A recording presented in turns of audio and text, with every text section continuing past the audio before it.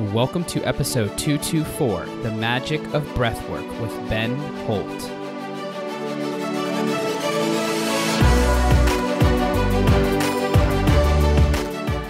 Welcome to the Be That 1% podcast. I'm your host, James Silvis, mindset specialist and performance coach. And here on the show, I'm going to challenge you to think deeper, commit to greatness, and develop a stronger mindset.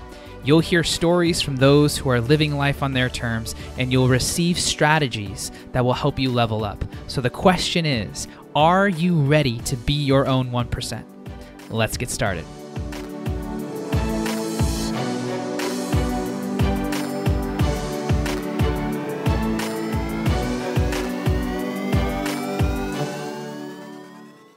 All right, everybody, welcome back to the Be That 1% podcast.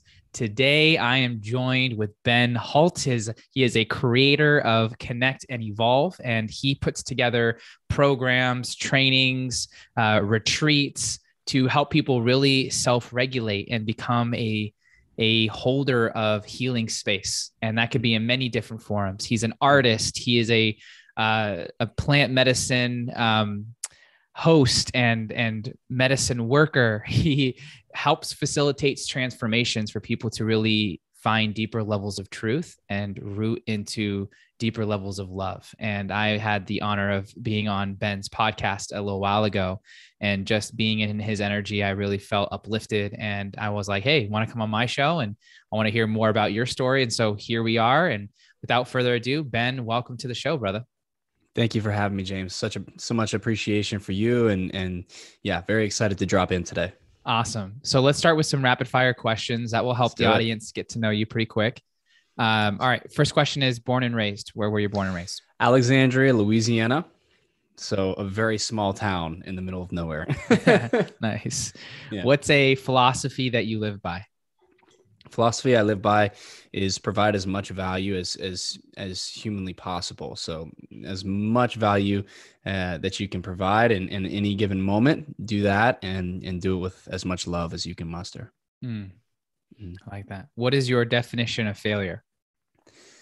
My definition of failure is, I mean, for me, failure resembles learning, and resolves around the learning experience. We only fail to learn. And if we treat life like a game, if we treat this like a really advanced video game that we're in, then failure isn't so bad, because we just learn so much from that space, and it brings us closer to success. Love that. What do you want to see more of in this world?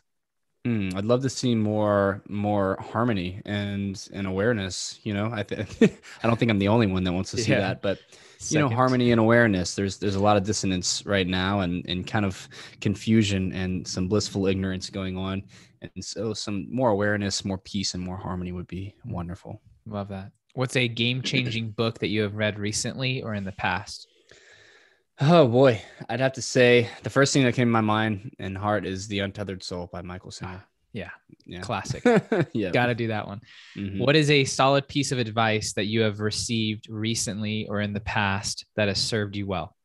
Follow your joy. Do what makes you most excited, and the energy that's created there and curated will attract everything that you need. Mm-hmm. Last question. What did you have to give up or sacrifice? I know this is a loaded question, in order to get to where you are today?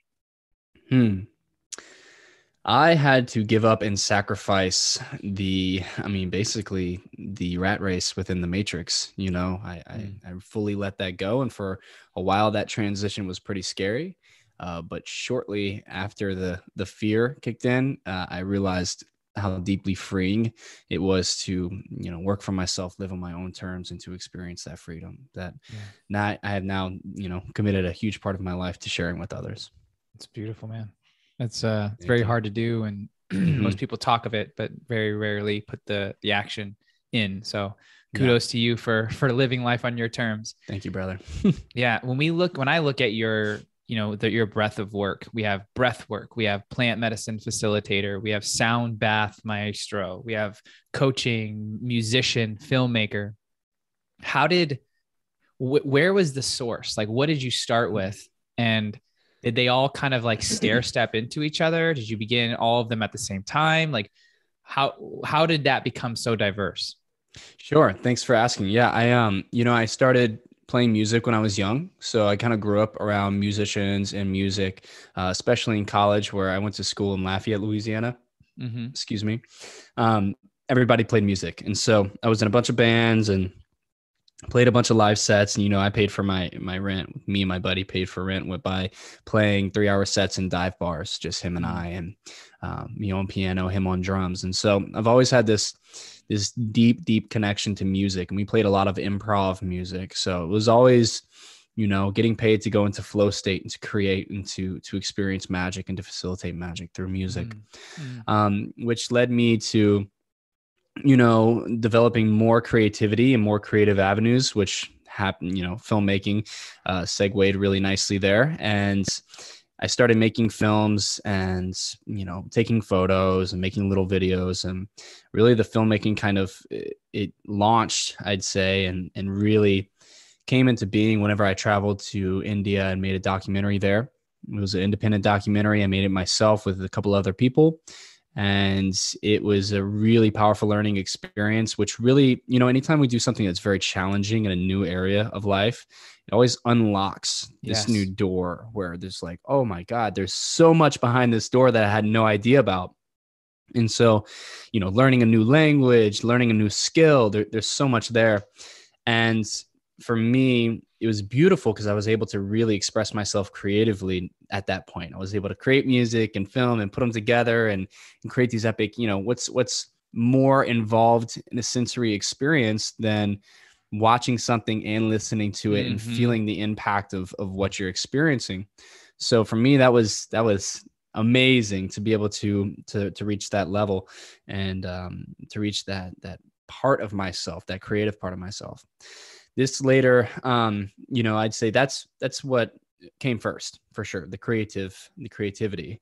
And over time, I was able to, like I said, get out of kind of the rat race. I had a really good job with a startup, and where I'm from, the ceiling for success is I made $100,000. I bought a 4-wheeler.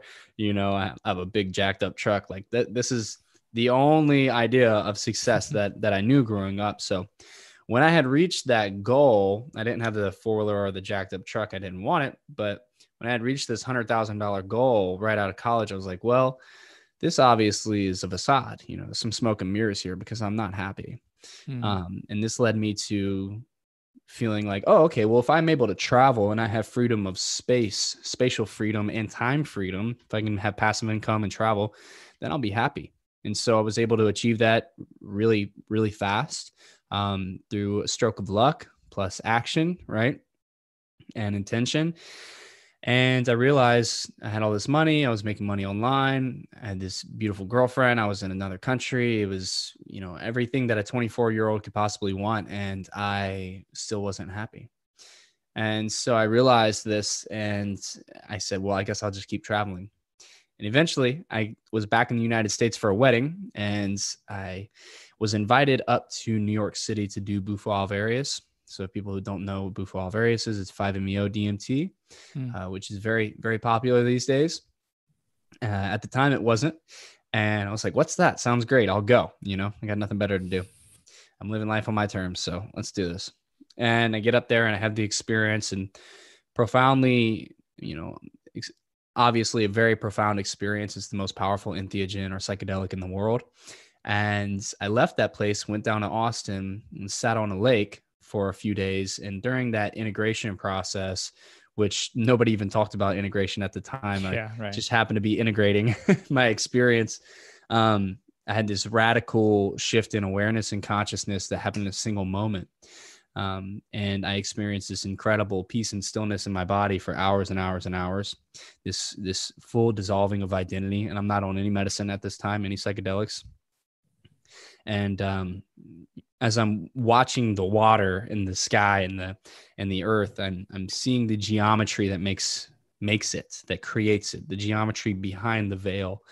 And I was able to connect with some ascended masters, including Jesus, Yeshua, Krishna and Buddha, their energies. And I was like having conversations with their energies, and it was fascinating. And it's a moment that changed my life forever. I didn't know what it was.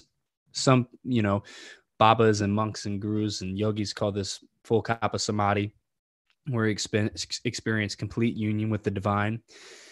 And that single moment, that tiny little moment, which was a massive moment, changed my life forever. And so I left and went back to New York to learn more about this Bufo alvarius, and became John Douglas's first apprentice, and worked with him and learned how to serve the medicine, and traveled all over North America and Mexico to do that. And I was absolutely just is so in love with life that it was unbelievable. And I realized that now what really changed everything for me, going from unfulfilled to fulfilled, was being in service in one way, shape, or form, was caring for others, was being there for them to facilitate a transformational experience that's very positive.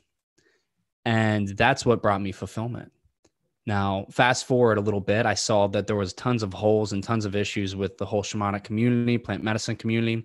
I left for Asia to go study breathwork, meditation, yoga, sound healing, and other modalities. And then got booted from there basically with COVID.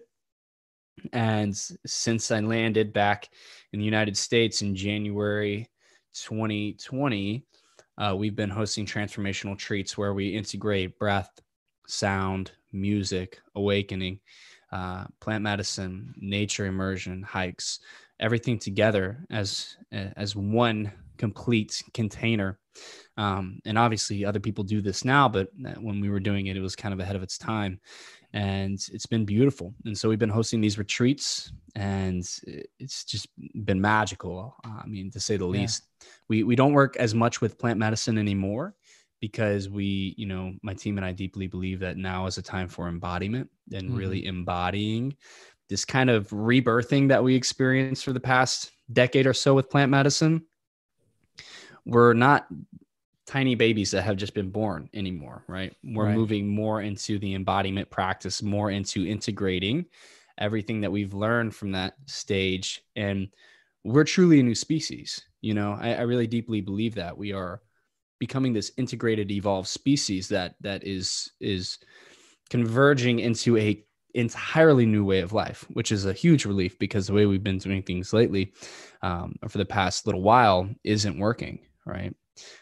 So we focus a lot on the breath work. Breath work is a super powerful modality for that. And we were, right when we're born, we take our first breath. Right when we die, we exhale our last breath. And so we have access to this superpower to regulate how we feel, how we share, how we communicate, how we receive, how we give.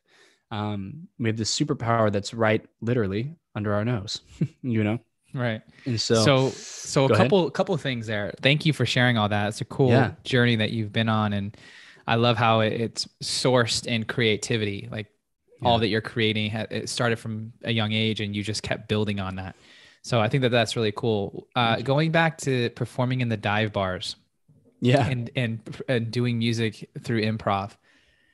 What did you learn from that? Like the vision that I have in my head is you on some sort of stage or in the corner and interacting with the vibe that you're getting from that bar, or taking direct feedback on what people in the bar want to hear, and then creating in real time with your friend a vibe, an energy that you're wanting to fill that space with. Is that accurate? Or talk to me about like how what was your process and what did you learn from that? Yeah, I mean, that is accurate. We played in dive bars, but then we eventually had a 6-piece band where we played 3 hours of improvisational music, and we were called the Psychedelic Salamanders. And full disclosure, we would give the whole crowd of about 120 people a couple ounces of mushrooms to just pass around. Oh, wow. And we would all be on psychedelics as well. And we would curate this energy vortex of dance and song and connection and harmony and melody that was unlike anything that I do this now, right? I do this often. I'm blessed to be able to do this often, but in those experiences, I mean, that was there were many doors opened there that we talked about earlier that just led to infinite expansion, right? Just as plant medicine does. Those experiences, to work with the crowd and be synergetic with them, and to, say, what key do you want us to play in? Somebody say G. And then this group energy is connected, right? Are we all sing together and create harmony together? Those moments are undescribable. You ask any professional musician how those moments feel, and it's like, well, that's why we do it, because it's not an easy job.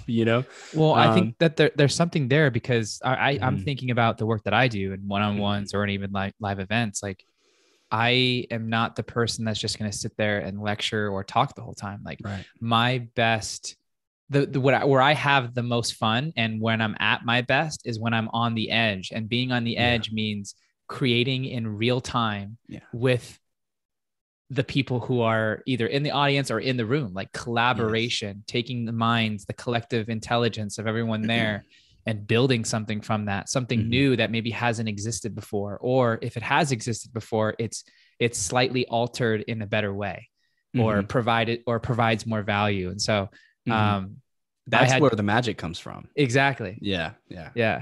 And I had done improv when I was younger in college. And so when you said improv, that triggered that. And I know how much fun that was for me. And so I was like, God, this has to be something similar for you in music. Yeah, absolutely. Yeah. I mean, and that edge you're talking about, right, is where the magic happens. It's where you kind of burn your ships, right? And you full send, and say, this is either going to work or not.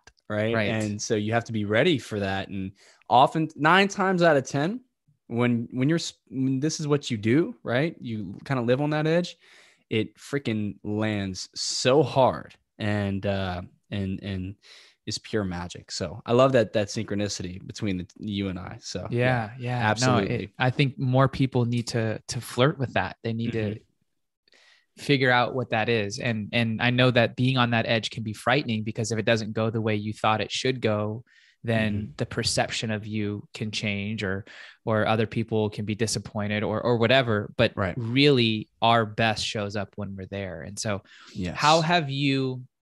what do you do on a daily, weekly basis that puts you on that line that you're getting there, Yeah.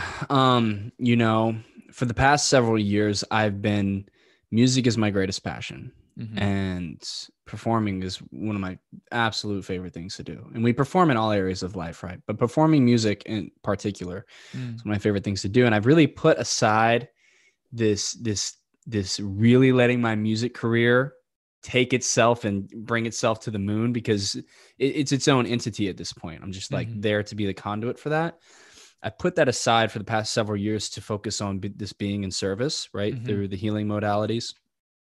And lately, it's just been about getting in my studio, as you can see, being in here and letting the spirit of music and the energy of music just take over. So really, my greatest passion, right? Earlier, when you asked me the question, what is the best advice that you've heard? This is one of my core values, is to follow my joy, right? That's a non-negotiable value, is to chase that excitement, because the energy of that is what curates abundance. It curates a beautiful life. If I focus on, I got to make $20,000 this month, and I give that too much energy, then that's going to take my energy away. And it's not going to allow me to actually make that $20,000 a month. But if I focus on my passion and, have my systems and my action in place, I can make $50,000, $100,000. I'm just limiting myself when I'm not chasing my joy and my passion. So coming in here, practicing, creating in the studio. I've got 2 albums going at the same time right now that we're releasing soon this summer. And yeah, just really following my joy, following my passion, and then taking care of my body, of course, right? This is very introductory level. How do I feel good? Well, I exercise, I eat healthy. I drink plenty of water. I don't drink too much, not organic coffee, stick with the cacao, take care of the body, man, spend time outside. And that allows me to just, as I was saying earlier, play the game of life and not take it too seriously, and practice non-attachment, because music is the most important thing in my heart, right? Right. And if that's my heartbeat, right, and everybody's heartbeat is unique and different, that's my heartbeat, then as long as that energy is being facilitated for me and for others, then I will have the energy necessary to do anything else in life. Yeah. Whether it's travel in a really third world country and keep my wits about me, or build a business, or speak on stage. It could be anything. So Yeah, I would I love say that. chasing my joy. Yeah. Staying Thank you. excited. Mm-hmm. So, shifting into taking care of your body on that line, going into breath work, I know that's one of the major reasons why I wanted to have you on. This Mm-hmm. is something that I've recently felt called to, I'd say in the last year and a half, to understand the importance of breath, aside from obviously it keeps you alive. But I just don't think people don't think a lot about how they breathe and Right. and the science behind breathing and what it can do to your mental state, what it can do to your energy sustainability, what it can do to your healing of the body and the recovery. And I think we just kind of like, well, yep, there it is. Breath in, out. Yeah. Got it. It's not too complicated. It isn't, but there's so much room to explore the aspects and the versatility of breath. Yeah. So what has intrigued you the most about breath work, and where do most people either get caught up with breath work and like maybe don't give it a shot, or why should someone even think about looking into it? Yeah. Great question. So, and as my mom would say, right, we're born and we die breathing. What do you mean you're teaching people how to breathe? Right. God bless her. She loves breath work now. So there's a common misconception. And so breath work has kind of had this run similar to plant medicine. It's where it's like everywhere and everybody's tried it. If you haven't tried it, then you're out of the loop and you got to tell me about your breath work journey for us to even be able to have a conversation, which is a growing pain of society, right? As we evolve into this new thing that we're becoming, this evolved humanity. So when you say breath work, most people think about Wim Hof or something like holotropic. So people think about people having this big cathartic release, this psychedelic experience, this transcendental, non-ordinary state experience. And that's not the case. Thankfully we have people like James Nestor to release great book, amazing books, right? Like Breathe, or Breath, whatever it's called. I actually have an ebook called Breathe, and I get the two mixed up literally all the time. So thankfully we've had some really good information come out that breaks this down. And so that was my intention when building my, I wouldn't say career, but building my project in breath work, is to break it down, because I saw a lot of confusion happening. And so the way that I break it down is relaxing techniques, activating techniques, and freedom techniques. And from that foundation, from those roots, you can access different styles of breath work to implement them for intentional results, right? So relaxing techniques, and I'll just reference our breathwork facilitator training program, because in this training program, you learn these are the techniques, and this is what the breadth, as you said earlier, which I love, of techniques that you can utilize for a client. So whenever we breathe through the nose, nice and slow, and we fill up the belly, the diaphragm, and exhale nice and slow, we activate what's called parasympathetic nervous system, which I'm sure you and many of your listeners, not all of them, are familiar with. This part of the nervous system is associated with rest and digest, while the sympathetic nervous system is associated with fight or flight. And so when we're in rest and digest, which we want to be in all day long, right, as much as possible, we're able to communicate more clearly, nurture our relationships, nurture ourselves, digest our food, function properly, have a heightened immune system. Literally everything works better. It's almost like putting the best possible gasoline into your car, right? So that's where the relaxing techniques come into hand. And there's many different styles. Some come from pranayama, the yogic styles of breath work. Some come from more modern, cutting edge styles such as Buteyko breathing. It can come from anywhere. But as long as they're in this foundation of relaxing breath work styles, techniques, then we know that they will help to regulate the nervous system, which we know we want to be in all day long. Yeah. Now, activating breathwork techniques, right? And I'm categorizing all of this just to kind of like create this umbrella answer to your question. So if I miss any of it, just please let me know. Activating techniques are designed to engage, energize, and bring to life. So we're talking about breath of fire, where we're doing these rapid breaths, or dynamic breath work, where we do controlled hyperventilated breaths and get all this, as much CO2 out as possible, as well as create a stress response, right? The opposite of what we're doing in relaxing techniques, creating a stress response so that we can adapt to stress and create hormesis, which is the same exact thing that we create whenever we do a bunch of bicep curls, push-ups, go run. It is a stress on the body, and the body adapts to that stress and becomes stronger from it.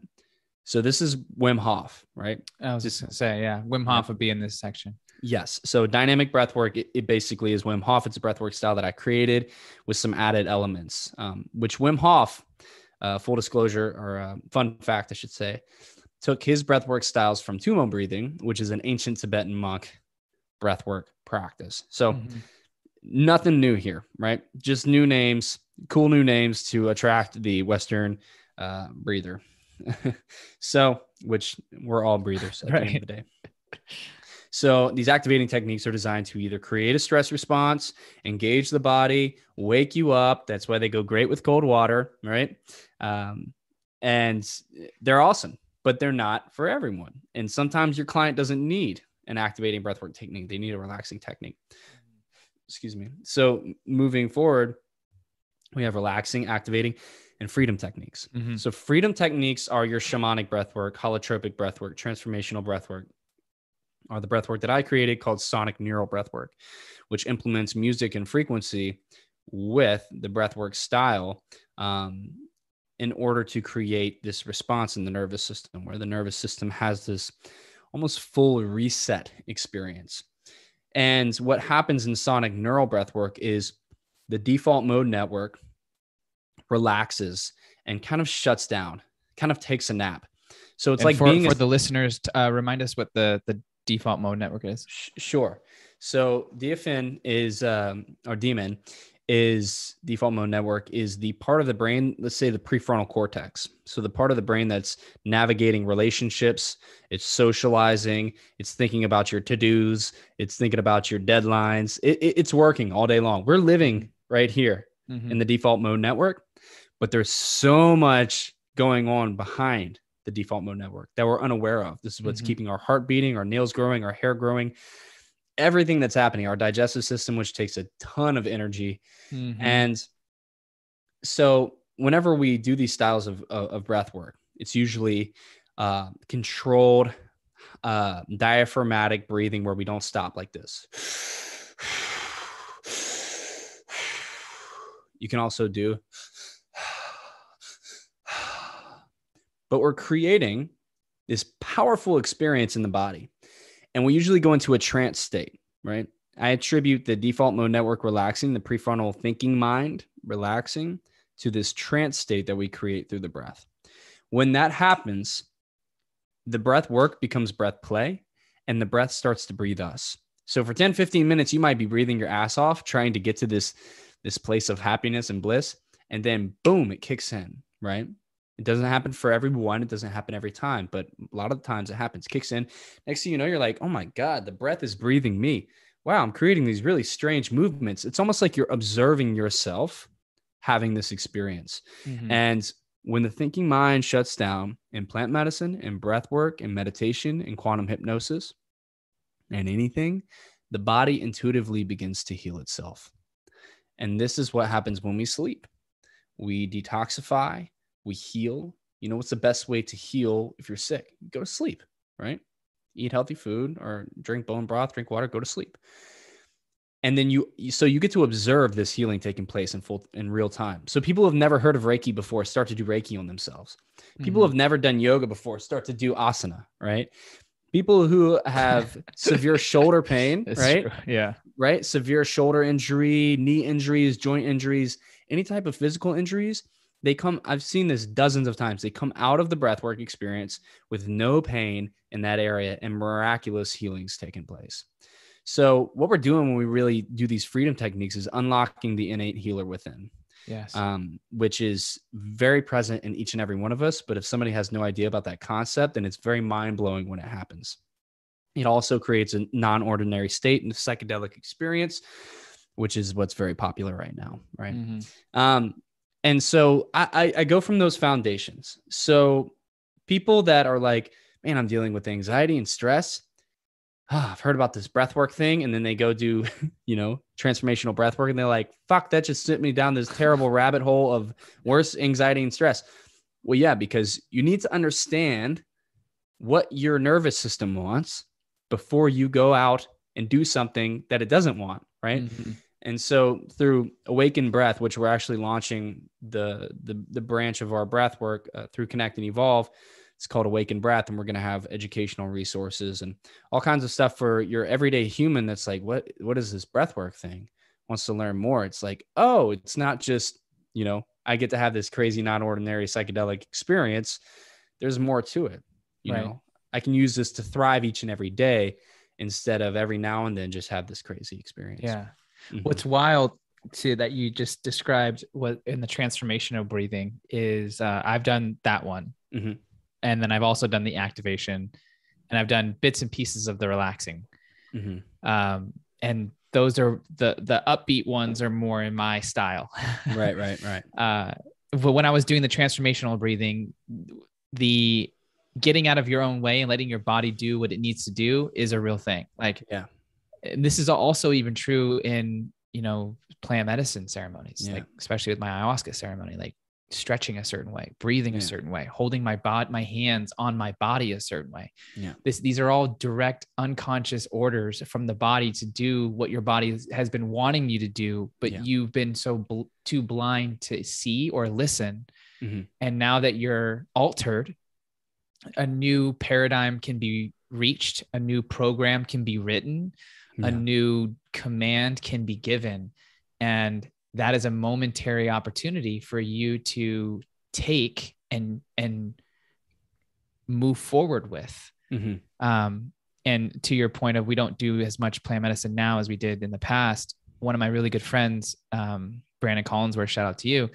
Shout out B. Yeah, him too. Yeah. Love that. We go to Warriors retreats. He created that. We go to Peru, and one of the things that he talks about all the time is life ayahuasca. Not necessarily ayahuasca. It's like when you take plant medicine, you have these, these big downloads, but then you realize that's stage 1. Stage 2 or higher levels is you realize that life is the medicine. Yeah. That everything that you encounter is the medicine. Yeah. And breathing is one way of getting there. And so I just love that you mentioned that. And I just wanted to offer like my experience validating what you just said, because it's so true. Can I touch on that? Yeah. Absolutely. And, when we talk about the barrier to entry, right? The thing is, plant medicine can frag us, it can really disrupt our nervous system. It takes time to integrate plant medicine experiences. It takes less time to integrate breathwork experiences. And I have, of the thousands of people that I've worked with, I've had many of them say, dude, I've drank an ayahuasca a couple dozen times, Bufo many times. And that breathwork experience was the most far out I've gotten in my life. Right. And so it's not cool anymore to go and do ayahuasca in the jungle. That's not cool. If you need that, great. That's cool for you. But it's not cool for us to be a destabilized society because we're trying to keep up with some narrative that we feel like that we need to follow. We don't have to go do plant medicine. It's great to do once or twice, right? To really peek beyond the veil and to have this experience. And if you want to experience it, great, but we don't have to do that in order to have these non-ordinary states and to experience this deep healing and to experience the deep healer within. And so I want to touch on that deep healer within, because the prefrontal cortex, the default mode network, is the one thing that separates us from the rest of the animal kingdom, right? The reptiles, they have the limbic brain, which we have. The, larger mammals, they have the hippocampus and other advanced parts of the brain. But then we have this prefrontal cortex. Mm-hmm. This prefrontal cortex is a thing that allows us to communicate with language, right? To have long-term memory, right? To really be able to engage with this matrix. I mean, look at the homes that we're in, the books that we've written, the music we've created, all that comes from here. The thing is that it's kind of gotten haywire, right? It's the most powerful part of our brain that's taken over the whole ride. And when we realize, when my teachers taught me, Keith Walters is an amazing human being, ayahuasquero, that the mind is for research and communication, right? So if we're not researching something or communicating, we should be acting from the heart, right? And focusing on our heart. We should be focusing on our heart whenever we're researching, communicating as well. But we find ourselves all the time stuck in here. So the prefrontal cortex. So we need to find ways to relax this mechanism of the brain. And breath work is the safest, most approachable, lowest barrier to entry technique and practice to offer that result of relaxing the prefrontal cortex and helping us to just experience our totality beyond this thinking mind that's literally doing all the shit that we do throughout the day. Whether you own a business, work at a business, it doesn't matter what you do, we're using this thinker all the time. So we need to learn to relax that. And at the end of the day, right, I'm speaking on a foundational level, because we're focused on like, oh, whenever I breathe like this happens. Well, we need to know why, like, I feel like it's important to, well, what's really going on in my physiology, my biology to create that response. And so that's what's happening. And, there's many ways to get there. So focus on what's happening instead of, just. What do you think? You mentioned the researching, communicating, and obviously being heart-centered. What does that look like for you when you're communicating and researching sourced from the heart? That's a great question. So full disclosure, right? I'm no expert at this. Like I get stressed out just like everybody else, right? I have to take time, this is really interesting proverb or teaching from Adyashanti. He asked his guru, do you still have an ego? And he said, well, yeah, of course, I'm a human. He said, well, what does it mean to be enlightened? Right? Because he's a very enlightened being. He said, being enlightened is the discernment of knowing that it's your ego that's acting for you in the moment, not the true self. And the shorter the amount of time between that discernment and knowing, the more enlightened you are. Let that be your barometer. So this gentleman still got pissed off, and he still had, all kinds of strange thoughts and all kinds of things that the ego does and disharmony in his relationships. But he knew very quickly that was what was happening. And so I would say that, being aware and being mindful of how you do what you do, right? Whenever we're communicating here, one thing to lead from the heart, one way to communicate from the heart is to remain connected with eye contact and to breathe deep as you speak. So you're not shallow breaths high up in the chest and we're thinking from the mind, right? That's a product of the thinking mind. But and I'm feeling what you say. I'm slowing down using a relaxing technique to feel what you say. And whenever we feel what someone says, when we really are present with them, our most valuable currency, our presence and our energy, then we can respond from the heart instead of react from the mind. Because I'm sure you're the same way. You find yourself in business, an employee or your partner, it's like, oh, this and that. And you're doing one thing, you're clickety clacking in on the computer and you're like, yeah, sure. Okay, we'll do it, go for it, whatever. We'll just do this and that. And then later on, you're like, damn, I wasn't very present, or damn, I made a mistake there. That's the biggest one. So I feel like we all need to slow down as a society. We all need to take a deep breath, take a step back and feel society and feel the nature around us and really just take a moment to smell the roses on this beautiful planet and to realize that we are in this super advanced 3-dimensional hologram playing a game of life. Mm-hmm. And that allows us to not take things so seriously and to be a little more detached.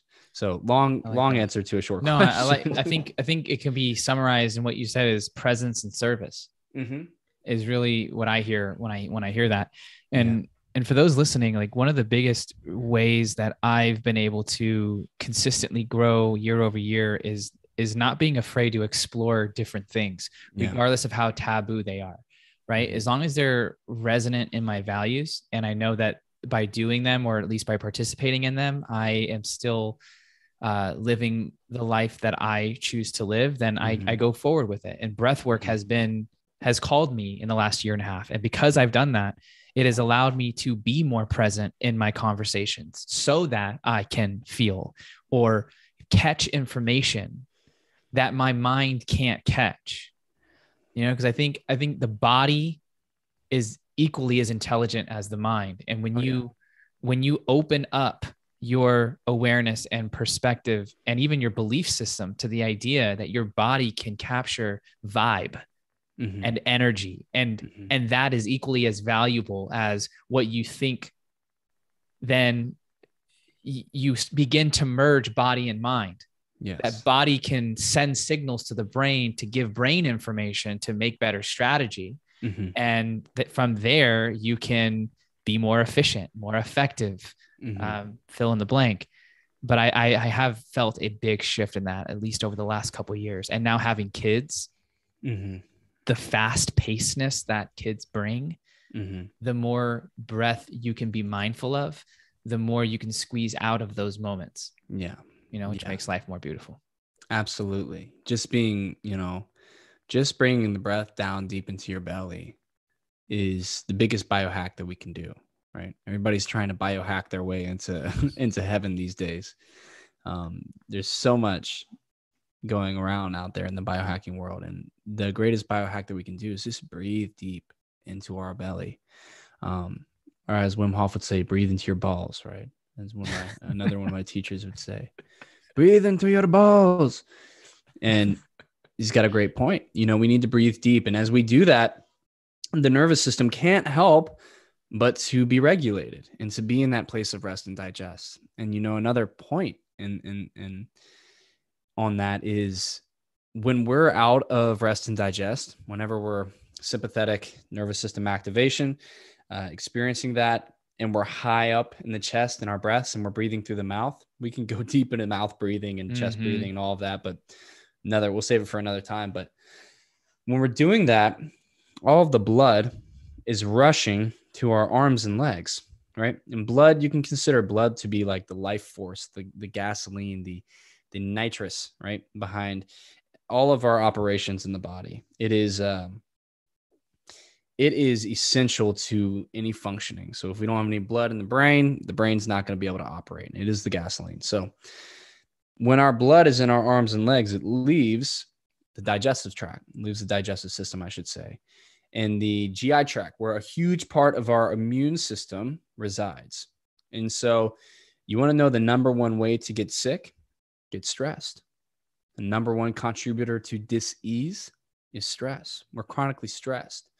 And that one biohack, I'll call it, breathing deep into the belly or breathing your balls, can change all of that. Your nervous system can't help but to be regulated from that. And as soon as that happens, your whole life changes. And I've seen this time and time again. It's a great time to be a coach and a breathwork facilitator because we're chronically stressed. Whenever you guide your client through some deep breathing, which is extremely easy to do and extremely easy for them to carry, right? For them to be able to do after your session, their whole life is different. And then once that happens, it creates this chain reaction of that person really getting their health together and taking their health seriously, because now they know what it feels like to feel good and then to feel stressed. So, the breath work has become, it's become what yoga became, a while back in, I guess, the 70s and then 80s and 90s, it kind of blew up more. It took a break, but everybody was doing it. Everybody was going to do Bikram yoga because it was the most hardcore, most intense, the hardest one to do. And we don't that's an old paradigm. We don't need the hardest, the most intense, the most famous person. I could spit out quite a few names, but we want to go do it because the most famous person is facilitating it. You don't need a famous person to facilitate breathwork for you. You just need to understand the foundations of breathing and implement them. And then from there, you can go to a breathwork class if you want. That's what I tell everyone comes to our breathwork workshops, our retreats. I'm like, this is great. It's not my intention for you to have to come back here, but if you want to, by all means, it's great to do it in the class, but I want you to leave here understanding how to breathe from here on out so that you can live a more fulfilling life. Right. What's a quick, like 1 to 3 minute thing that you can demonstrate, or at least do it with me, to help the listener kind of implement something super small and have a quick win? Absolutely. So first things first, let's make sure that we can breathe into our belly. So we'll put our hands behind our head and take a deep breath in. And so notice the first thing that fills up when you take a deep breath in. Exhale it out. Take a deep breath in. First thing that fills up is your belly. So just get used to that feeling, that movement.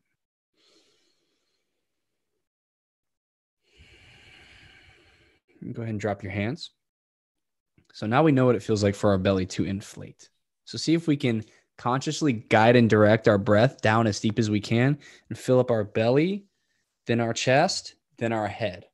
So let's give it a shot. Filling up nice and slow through the nose.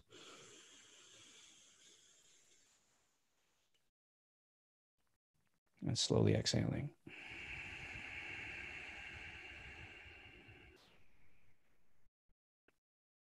So you feel that, James? Yeah. Cool. On the exhale, are you going from the head back down to the belly? Same? Exactly. Okay. So like blowing up a balloon, and your belly is the beginning of it, and then it's the end of it on the exhale. Okay. And so what's your favorite color, man? Blue. What does it remind you of? Calmness, peace, harmony. Perfect. Yeah. So really, really quickly, really easily, this is what we'll do. Our exhale is going to be longer than our inhale. This is another really quick and easy way to activate your parasympathetic nervous system, rest and digest. So we're going to inhale nice and slowly. You're going to close your eyes, get your back nice and straight. I want you to imagine the most beautiful blue you've ever seen in your entire life, lingering around the air of your office right now. And it's just gracefully dancing around you. We're going to take a big deep breath in. And as you take that breath in, you're going to breathe in that beautiful blue and let it wash down all the way deep into your toes, all the way up to your head. And as you exhale it nice and slowly out, that blue is going to come out. And every time you inhale and take a deep breath, that beautiful blue is washing every cell. And you're experiencing more peace, more tranquility with each and every breath you take. Slowly exhaling. Deep breath in.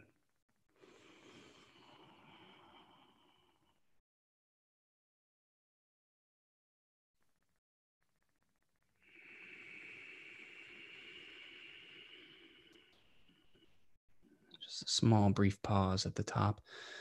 Then a slow exhale. And that blue color is just surrounding you now, creating this beautiful cocoon.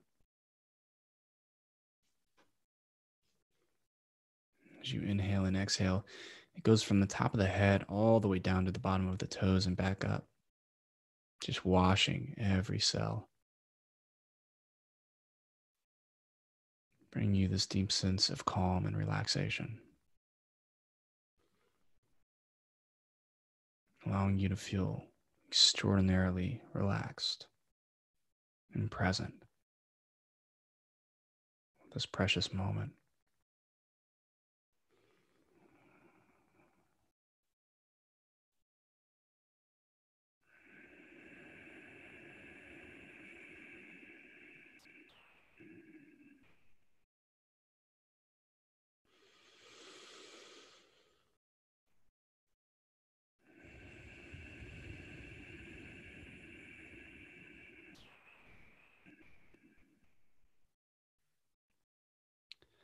Whenever you're ready, you can slowly come back to wakeful awareness, that thinking mind, One great way to do this is to bring your hands together in front of you and rub them, creating energy in your hands.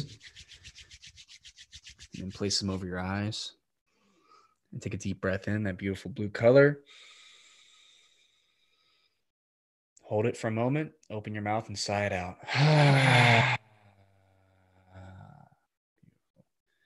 Drop the hands. Bring them anywhere on the body that needs some love.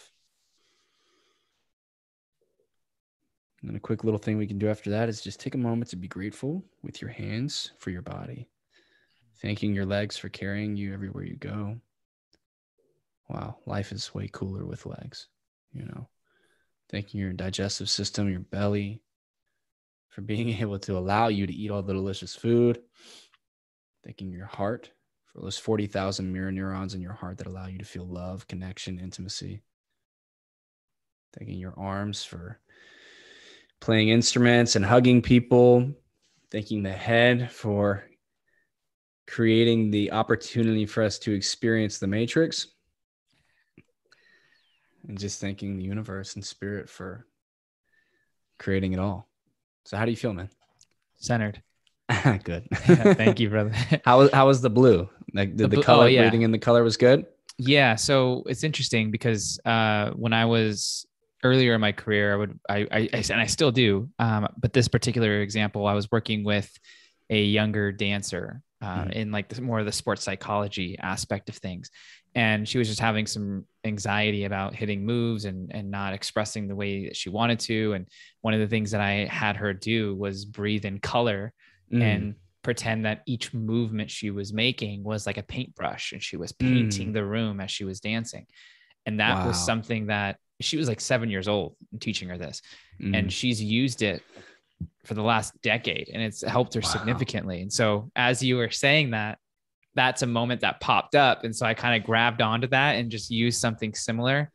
And that blue just kind of, helped me feel centered, calm, collected.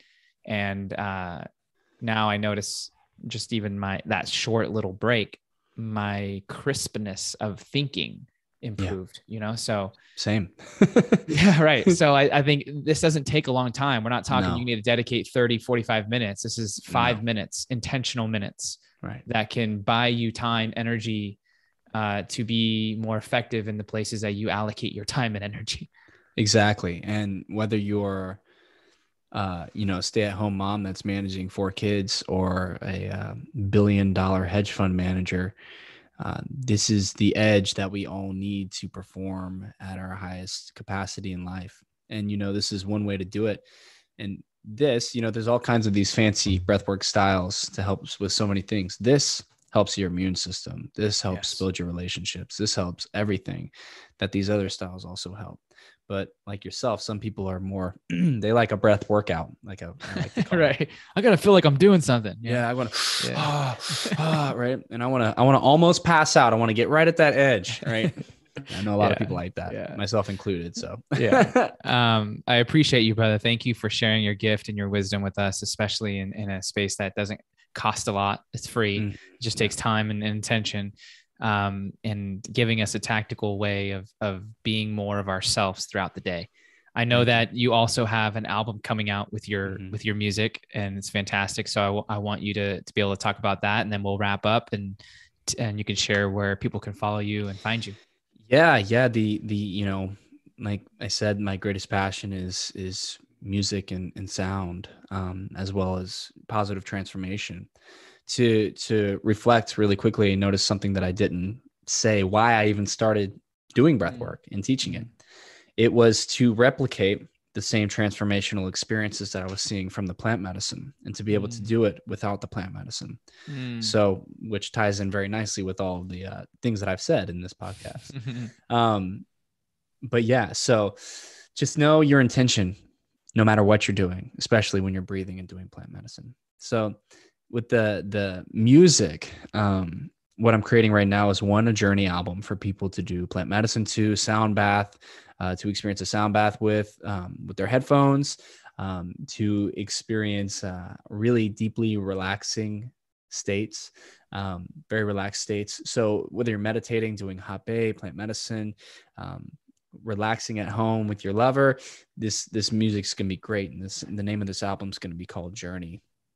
And there should be 100% few songs out right now on Spotify. I'm relaunching everything as we have this conversation, but mid to late April, this should definitely be out. So you can just look up Ben Holt on Spotify. Holt is my last name. And the other album is going to be a very intentional, deeply healing dance album. So I do ecstatic dances and ceremony, medicine, music, ceremony circles, what I call them. So where everybody comes together and sings in harmony and beats on their chest and creates rhythm with their bodies. So as well as sound baths. So curating currently a very positively transformational, beautiful music experience where we dance together, sing together, and then relax into the heavenly chorus of the sound bath. So check out Ben Holt on Spotify or anywhere else where you listen to music. And, we have several things coming up. If people are feeling called to become a facilitator of breath work, I know a lot of people are working, feeling called to service, just like I was. This is my story as well, as feeling called to service. Becoming a breathwork facilitator is a great way to start to be in service and to see positive transformation in your clients like that really quickly. And whether you're a coach who's been coaching for 10 years and has other modalities under their belt and wants to start exploring more with breathwork, or you're somebody who's brand new to it that wants to, get started facilitating breathwork, we have a 6-week online intentional program that teaches you all of the different styles of breath work, and you become certified to teach multiple styles, not just one. So it's kind of what sets us apart, and it's a small barrier to entry. It's affordable. And my intention with this is to create the breathwork training that I wish I had back in the day. So you bet your ass it is a good one. And we have about 30 students right now all over the world, and they're crushing it. So and then, so if anybody wants to learn more about that, they can go to Connectandevolve, which is my website, .com/breathwork. And it'll tell them all about the training. And then we have retreats coming up where we breathe together, we sing together, we enjoy sound baths, plant medicine, nature, the whole gamut. So if you're like, man, this sounds awesome, and I've been looking for an experience to really unlock many parts of me and really integrate and ground into this life that you're choosing, whatever life you're choosing, your imagination is your only limit. We have, over the past years have curated this program and this flow at a retreat that really allows us to shed the skin of the past conditioning, the limiting beliefs, the not being worthy, et cetera, to really let that go and to ground into the present moment, to unlock our gifts and to really create this game plan for an epic future, to plant these seeds and then learn how to water those seeds, right? So you don't just come do yoga and leave. You come learn the tools that are necessary for you to curate your magical life, and then implement those tools until your life is the exact magical life that you want and that you're choosing for yourself. And if you're a facilitator, look, the greatest, I'm going to say it right now, I go to multiple retreats a year, do multiple trainings a year. If we're facilitators and we're not receiving, we're not facilitating at our highest capacity. It's plain and simple. So I highly encourage for all facilitators of anything, coaches, et cetera, to go on a retreat, whether it's mine or not, I don't care, but we'd love to have you. But go on a retreat and treat yourself to the medicine that you're dishing out. One thing that really changed my life is I experienced a ton of burnout from pouring from an empty cup. And so it's important to fill our cup. So the music, breathwork facilitator training, and retreats, that's our bread and butter. So if anybody's interested in any of those, you can go to connectandevolve.com, and all the information for those will be there. Yeah, man. Thank you, brother. I appreciate you. Thank you. And keep doing the work, because we need more voices, more intentional leaders like yourself that are serving this medicine that we all can take and become better versions of ourselves and see how far we can take our potential. So thank you so much, man. Thank you, James. Appreciate you so much, brother.